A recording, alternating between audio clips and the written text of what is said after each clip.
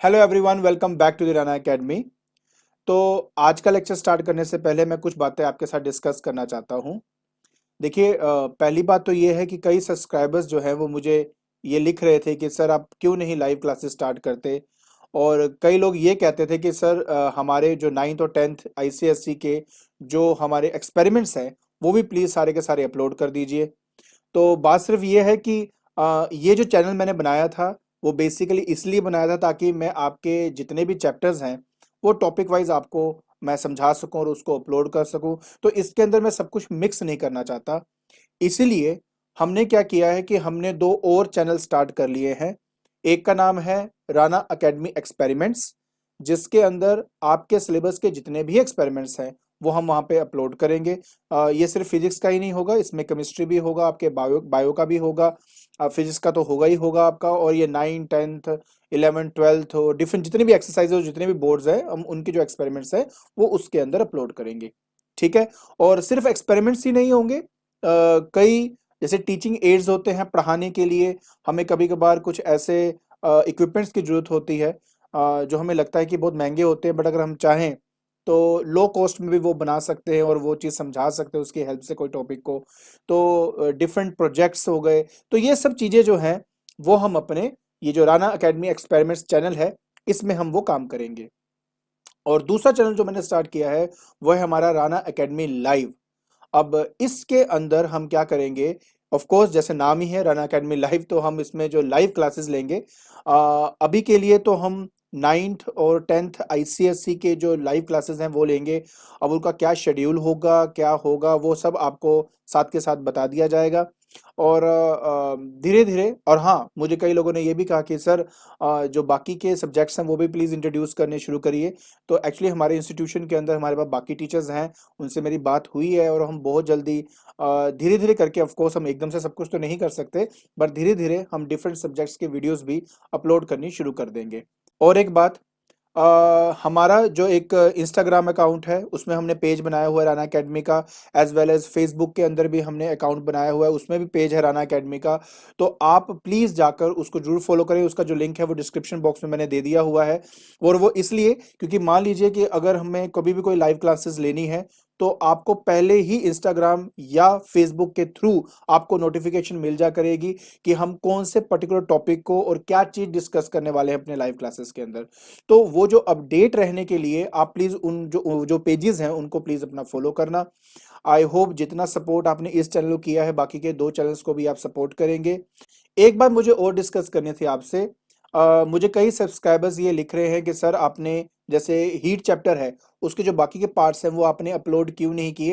Actually बात ये है कि इस बार के सिलेबस के हिसाब से जो आपका 2021 में आने वाला है उसके हिसाब से हीट चैप्टर का सिर्फ ए पार्ट आना था, बाकी दो पार्ट्स आपके नहीं आने थे। ठीक है। और जो उसका नेक्स्ट पार्ट है उसमें भी ग्रीन हाउस इफेक्ट की सिर्फ डेफिनेशन ही आनी थी।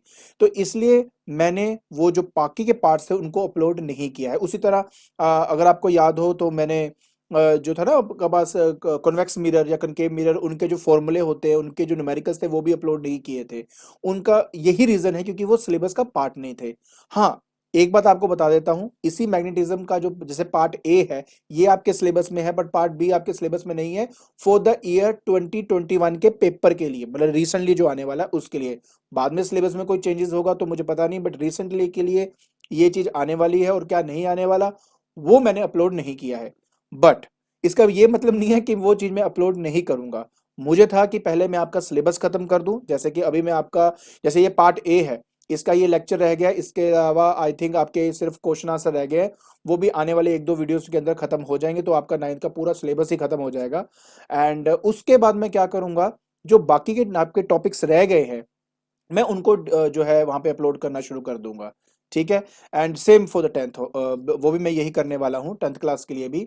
और जहां तक रह गई हैं लाइव क्लासेस की बात करेंगे तो उन क्लासेस के अंदर what I am going to do is कि जैसे क्लास 10th की अगर मैं बात करता हूँ तो 10th के अंदर जो उनके प्रीवियस ईयर के क्वेश्चंस आए थे उनको अब मैं लाइव क्लासेस में डिस्कस करना शुरू करूंगा, ताकि आपके कोई डाउट्स हो तो आप मुझे पूछ सकते हो। और जहां तक क्लास 9th की अगर मैं बात करता हूं तो ऑफ कोर्स मैं आप लोगों से सजेशन लूंगा कि पर्टिकुलर कौन सा टॉपिक या चैप्टर आप चाहते हो कि मैं फिर से रिवाइज करूं, और क्या आप चाहते हो कि मतलब उसको कोई पर्टिकुलर टॉपिक ही करना है कि न्यूमेरिकल्स करने हैं, एग्जाम्पल्स करने हैं, क्या करना चाहते हो।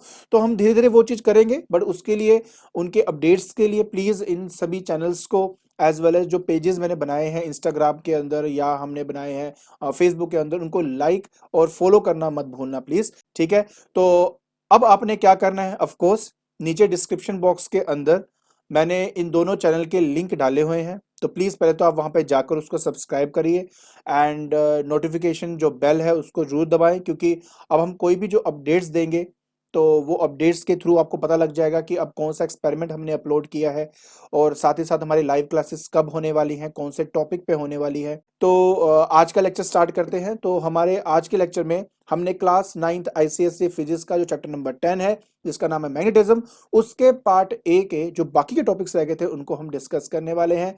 तो बिना कोई टाइम वेस्ट किए चलिए शुरू करते हैं। तो सबसे पहला टॉपिक जो आज हमने डिस्कस करना है वो है plotting of uniform magnetic field lines of earth. देखिए अब ये चीज क्या है मैं आपको इसके बारे में बता देता हूँ। बात ये है कि पहली बात तो मैग्नेटिक फील्ड एक वेक्टर क्वांटिटी है, तो उसका एक मैग्नीट्यूड होगा एज वेल एज उसका एक डायरेक्शन होगा, क्योंकि एक वेक्टर क्वांटिटी है तो ये इन दो चीजों पे डिपेंड करती है। अगर इन दोनों में से कोई एक भी चीज वेरिएबल होगी तो वो जो मैग्नेटिक फील्ड होगी वो नॉन यूनिफॉर्म हो जाएगी, मतलब वो मैग्नेटिक फील्ड जो वेरी करती है फ्रॉम प्लेस टू प्लेस। अब बात यह है कि अगर मुझे एक यूनिफॉर्म मैग्नेटिक फील्ड शो करना है तो उसको शो करने का तरीका क्या है। तरीका तो यह है कि आप अपनी मैग्नेटिक फील्ड लाइंस को एक तो एक दूसरे के पैरेलल बनाओ और साथ ही साथ एक दूसरे से इक्वी डिस्टेंट पे रखो, मतलब इन दो लाइंस के बीच का जो गैप है ना वो आपने मेंटेन करना है। तो ये जो फील्ड मैंने यहाँ पे दिखाई है ये एक यूनिफॉर्म मैग्नेटिक फील्ड को रिप्रेजेंट कर रहा है, क्योंकि इनकी स्ट्रेंथ एक जैसी है। स्ट्रेंथ एक जैसी दिखाने के लिए इक्वी डिस्टेंट में बनाना पड़ता है, और दूसरी बात ये है कि इनकी डायरेक्शन एक जैसी है। तो ये यूनिफॉर्म मैग्नेटिक फील्ड को रिप्रेजेंट करने का तरीका है। बात सिर्फ ये आती है कि अगर मैं अर्थ की मैग्नेटिक फील्ड लाइंस के बारे में बात करूं तो वो यूनिफॉर्म मैग्नेटिक फील्ड कहाँ बनाएगी। देखिए आप एक बात तो जानते हो कि आपका जो अर्थ है जो हमने लास्ट क्लास में डिस्कस किया था उसके अंदर हम मानते हैं कि एक इमेजिनरी बार मैग्नेट है जिसका जो साउथ है वो ज्योग्राफिकल नॉर्थ की तरफ है और जिसका नॉर्थ ज्योग्राफिकल साउथ की तरफ है।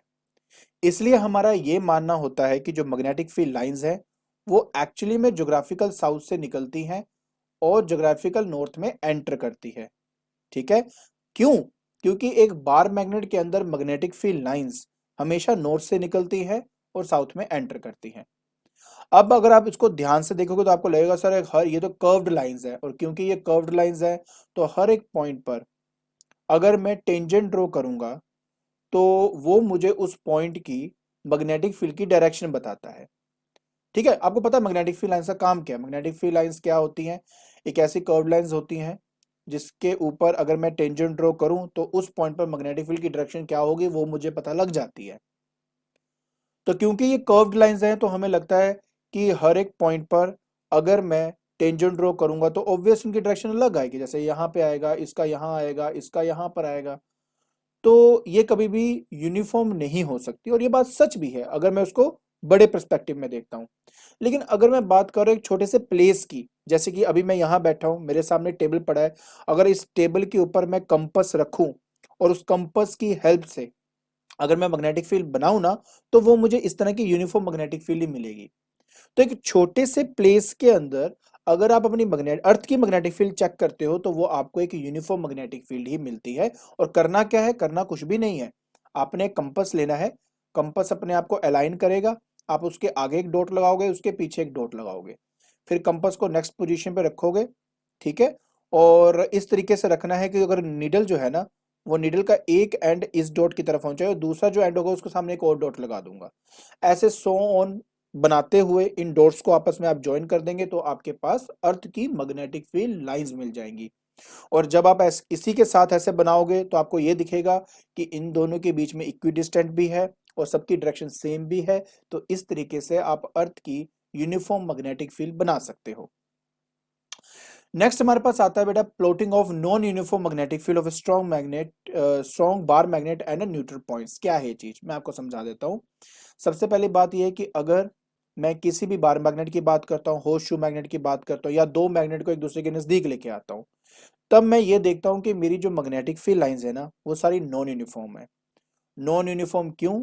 कई रीजंस हैं। पहला रीजन तो ऑफ कोर्स कि ये सब एक दूसरे से इक्विडिस्टेंट तो नहीं है। क्योंकि ये एक दूसरे के इक्विडिस्टेंट नहीं है तो मतलब हर एक पॉइंट पर मैग्नेटिक फील्ड एक जैसी तो नहीं एक्ट करती। और दूसरी बात, ये सब पैरेलल नहीं होती। तो इसकी वजह से मैं कह सकता हूं कि ये यूनिफॉर्म कभी भी नहीं होगी आपकी। ठीक है। हाँ, एक बात आपको मैं यहाँ पे बिल्कुल जो दिखाना चाहता हूँ वो ये है कि हमारे पास ना ऐसा एक रीजन होता है जहां पर कई सारी मैग्नेटिक फील्ड लाइन एक दूसरे के बड़े नजदीक नजदीक होती हैं। वो ऐसा प्लेस है जहां पर मैग्नेटिक फील्ड की स्ट्रेंथ क्या होगी, ज्यादा होगी। और एक ऐसा प्लेस जहां पर मैग्नेटिक फील्ड लाइन एक दूसरे से दूर दूर है, तो वो एक ऐसा रीजन है जहां पर मेरे मैग्नेटिक फील्ड की स्ट्रेंथ क्या है, कम है। तो अगर मेरी मैग्नेटिक फील्ड लाइन एक दूसरे के बहुत नजदीक है तो इसका मतलब है स्ट्रेंथ ज्यादा है। और अगर एक दूसरे से दूर दूर है तो इसका मतलब है कि वहां पर जो स्ट्रेंथ है वो आपकी कम है। उस तरह होर्सशू मैग्नेट, और ये बात तो आपको पता ही है कि बेटा हमेशा मैग्नेटिक फील्ड लाइंस नॉर्थ से निकलती है और साउथ में एंटर करती है outside the magnet, and inside south से नॉर्थ की तरफ जाती है। अब अगर मैं एक नॉर्थ और एक साउथ पोल रखूंगा तो नॉर्थ से निकलेगी और साउथ में एंटर कर जाएगा आपके मैग्नेटिक फील्ड लाइंस, राइट। लेकिन जब हम दो लाइक पोल एक दूसरे के पास रखते हैं ना, तो मैंने आपको पहले भी कहा था कि कभी भी दो मैग्नेटिक फील्ड लाइन एक दूसरे को इंटरसेक्ट नहीं करती। क्योंकि at the point of intersection we can make two tangent and that will give us the direct two different direction of magnetic field lines at the same point, and which is not possible। तो ये तो हो नहीं सकता। इसलिए क्या करती है, मैं आपको ना एक बड़ा सिंपल सा एग्जांपल दूंगा, समझने की कोशिश करना। कि मान लीजिए कि यहाँ से एक मैंने पाइप रखी, यहाँ पर एक पाइप रखी, पानी की पाइप है। और मैंने जो पानी है पूरे फ्लो के साथ एक दूसरी तरफ मैंने जो यहाँ पे छोड़ दिया है। तो जब वो आपस में टकराएंगी ना तो वो एक दूसरे पे प्रेशर एक्सर्ट करेंगी जिसकी वजह से पानी ऊपर और नीचे की तरफ जाएगा। तो मैग्नेटिक फील्ड लाइंस भी यही करती हैं। जब मैग्नेटिक फील्ड लाइन एक दूसरे की तरफ आती है तो वो दोनों एक दूसरे पे प्रेशर एक्सर्ट करती है जिसकी वजह से मैग्नेटिक फील्ड लाइन ऐसे ऊपर की तरफ चली जाती है, लाइक दिस जो यहाँ पे दिखाया गया है। अब मान लीजिए कि मेरे पास एक कंपास है और उस कंपास को एग्जैक्टली इसके सेंटर पे अगर मैं यहां रख दूं ना, तो आपको देखकर हैरानी होगी, कंपास ना नॉर्थ साउथ डायरेक्शन में अलाइंड ही नहीं होगा। मतलब वो किसी भी डायरेक्शन में अलाइन हो सकता है, स्पेसिफिकली कभी भी नॉर्थ साउथ डायरेक्शन में अलाइन नहीं होगा। क्यों? क्योंकि ये वो पॉइंट है जहां पर मेरे मैग्नेटिक फील्ड की स्ट्रेंथ जीरो है और इस पॉइंट को नल पॉइंट कहा जाता है। इसकी कई भी दो बड़ी अच्छी अच्छी एग्जांपल्स हैं, हमने लास्ट क्लास में भी डिस्कस किया था। आज इसके बारे में थोड़ा और इलेबोरेट में हम इसको स्टडी करेंगे। देखिए बात देखिए, मेरे पास क्या है कि एक बार मैग्नेट है। उस बार मैग्नेट को मैंने एक कार्डबोर्ड पे रखा और उस कार्डबोर्ड पे ऊपर ना मैंने उसको इस तरीके से रखा कि मेरे बार मैग्नेट का जो नॉर्थ है वो ज्योग्राफिकल नॉर्थ की तरफ हो और जो साउथ है वो ज्योग्राफिकल साउथ की तरफ हो। फिर मैंने कंपास की हेल्प से अपनी मैग्नेटिक फील्ड लाइंस बनाई जैसे आप यहाँ पे देख सकते हो। पता है बड़ी अलग चीज देखने को मिलती है कि सबसे पहली बात मैं आपको यहाँ पे पहले क्लियर कर दूं कि जो मैग्नेटिक फील्ड लाइंस है सारी कर्व्ड होती हैं। ठीक है, जैसे आप नॉर्थ से देख रहे हो और साउथ में एंटर करिए, सब कर्व्ड लाइंस है, पैरेलल कोई भी नहीं होती इसके नजदीक अगर आप देखेंगे। इसके साथ ना आपको ये देखने को मिलता है, अगर मेरा जो पॉइंट है वो इस बार मैग्नेट के नजदीक है तो वहां पर मेरे मैग्नेटिक फील्ड की स्ट्रेंथ ज्यादा होती है। देखो अब यहाँ पे देख सकते हो मैग्नेटिक फील्ड लाइन कितनी पास पास है एक दूसरे के, है ना, कितनी पास पास है। और जैसे जैसे मैं इससे दूर जाता हूं ना, आप देख सकते हो बेटा इनके बीच का गैप बढ़ रहा है। अगर देखो इन दोनों के बीच का गैप, फिर इन दोनों के बीच का गैप, इन दोनों के बीच का गैप, जो गैप बढ़ता जा रहा है। और ये गैप बढ़ने का मतलब हुआ कि मेरे जो मैग्नेट है ना उसका जो स्ट्रेंथ है वो कम होता जा रहा है जैसे मैं परपेंडिकुलरली यहाँ पे साइडवाइज जा रहा हूं मैं।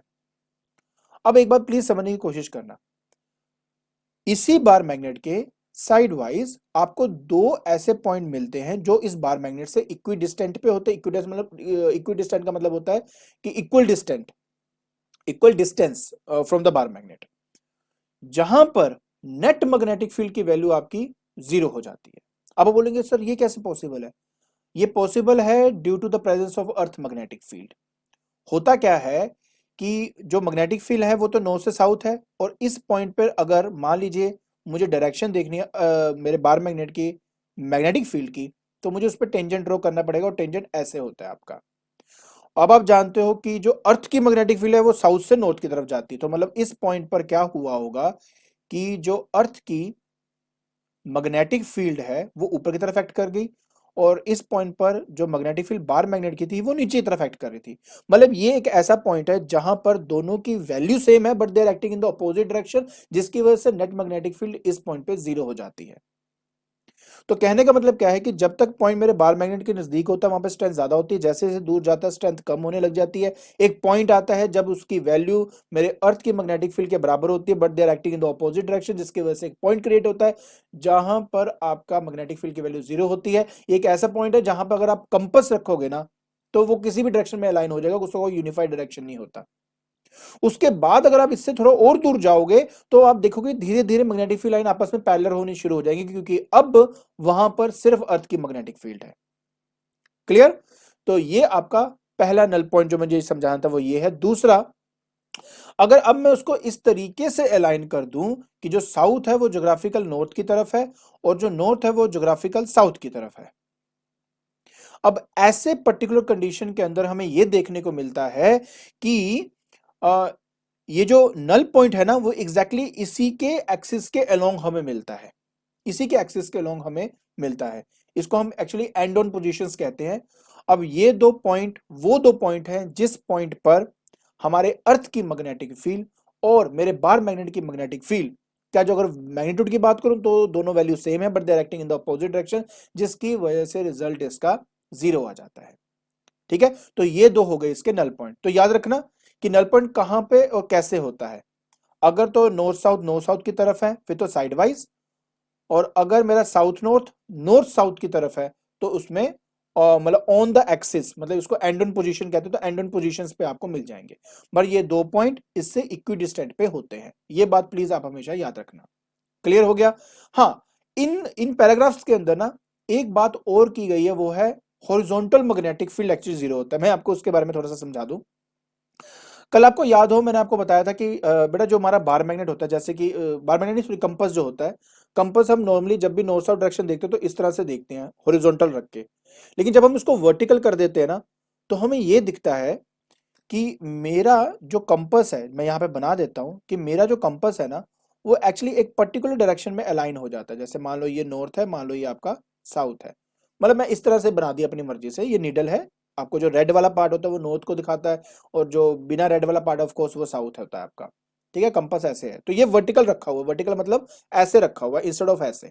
ठीक है, तो मेरे कहने का मतलब ये है कि इस कंडीशन में ये जो आपका नीडल है ना वो एक्चुअली में अर्थ की मैग्नेटिक फील्ड को दिखा रहा है कि एक्चुअली इस पॉइंट पे मैग्नेट अर्थ की मैग्नेटिक फील्ड ना इस डायरेक्शन में एक्ट कर रही है। अब इसके दो कंपोनेंट बनते हैं, इसके दो पार्ट्स किए जाते हैं। इसका एक पार्ट आपका एक्ट करता है हॉरिजॉन्टल डायरेक्शन में, एक पार्ट एक्ट करता है वर्टिकल डायरेक्शन में। तो जो हॉरिजॉन्टल डायरेक्शन में एक्ट करता है ना पार्ट, ये वही मैग्नेटिक फील्ड है जो एक्चुअली ज्योग्राफिकल साउथ से नॉर्थ की तरफ आती है, और जो वर्टिकल कंपोनेंट है वो अर्थ की सेंटर की तरफ ही एक्ट करता है, तो उसका कोई इफेक्ट नहीं होता। मेरे कहने का मतलब ये है, जब मैंने आपको ये कहा ना कि ये इस पॉइंट पर मेरे अर्थ की मैग्नेटिक फील्ड और बार मैग्नेट की मैग्नेटिक फील्ड एक दूसरे को कैंसिल कर रही है, तो मैं यहां पे ये बोलना चाहता हूं स्पेसिफिकली, अगर मैं बोलूं इसको प्रिसाइजली अगर बोलूं, तो यहां पर अर्थ की मैग्नेटिक फील्ड नहीं, अर्थ का जो हॉरिजॉन्टल अर्थ के मैग्नेटिक फील्ड का जो हॉरिजॉन्टल कंपोनेंट है वो एक्चुअली बार मैग्नेट के मैग्नेटिक फील्ड के साथ कैंसल आउट होता है, और वर्टिकल कंपोनेंट कहां एक्ट करता है, towards the centre of earth, वो हमेशा उसकी तरफ ही एक्ट करेगा आपका। सो एक बात मतलब ये कह लो कि अर्थ की मैग्नेटिक फील्ड में बार बार बोल रहा था, बट मोर प्रिसाइज वर्ड हो जाएगा कि the horizontal component of earth magnetic field. ठीक है, तो इन दोनों में यही बातें आपकी बोली गई हैं। तो लास्टली हमारे पास आया था बेटा न्यूट्रल पॉइंट्स। तो न्यूट्रल पॉइंट बेसिकली वो पॉइंट है जहां पे दो मैग्नेटिक फील्ड जिनका मैग्नीट्यूड एक जैसा है but they are acting in the opposite direction, वहां पर अगर नेट मैग्नेटिक फील्ड निकाली जाए तो आंसर जीरो आएगा।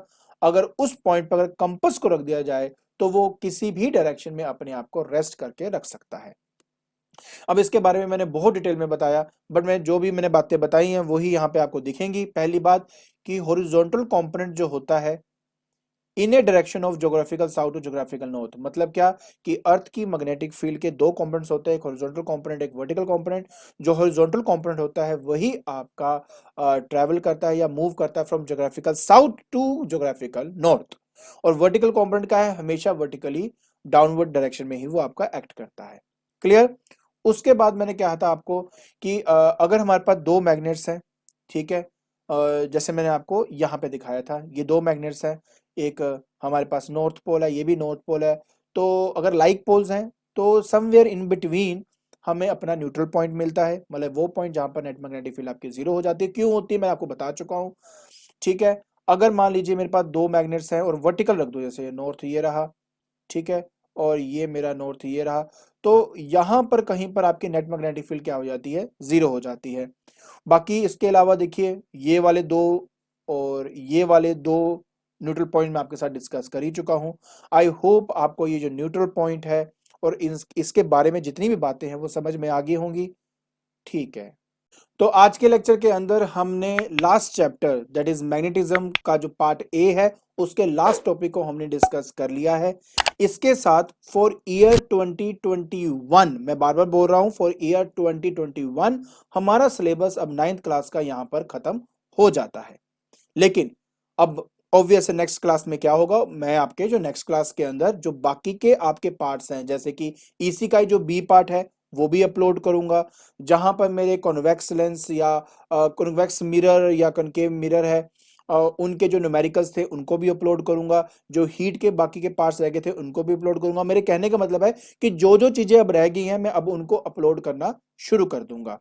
और हाँ, मैंने आपको ऑलरेडी बता दिया है कि हमने ऑलरेडी दो नए चैनल स्टार्ट कर लिए हैं, और साथ में हमारे पास इंस्टाग्राम पेज भी है, फेसबुक पेज भी है। ये सब के सब जो लिंक्स हैं वो मैंने डिस्क्रिप्शन बॉक्स में डाल दिए हैं, आप वहां जाइए उनको सब्सक्राइब करिए, क्योंकि ये जो चैनल्स बना रहा हूँ ये आप लोगों के लिए ही बना रहा हूँ। तो जब भी आपके लाइव क्लासेस करूंगा या कोई भी एक्सपेरिमेंट मैं अपलोड करूंगा तो आपको आराम से उसकी जो नोटिफिकेशन है वो मिल जाएगी, और आराम से आप घर बैठे बैठे इन सब चीजों को आराम से समझ सकते हैं। तो अगर आपको मेरी वीडियो पसंद आ रही है तो please like it, share it and subscribe it. आज के लिए बस इतना ही। Thank you so much.